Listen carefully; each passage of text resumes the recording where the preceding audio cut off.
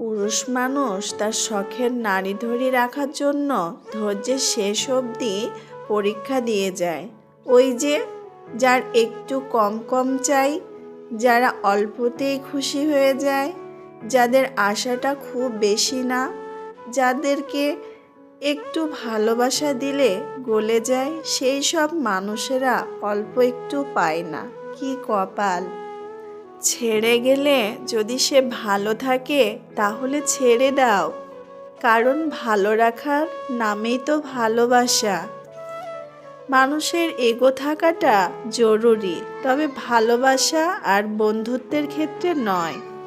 আপনি যত বেশি কারোর প্রতি আসক্ত থাকবেন, তারা তত বেশি আপনাকে কষ্ট দেবে।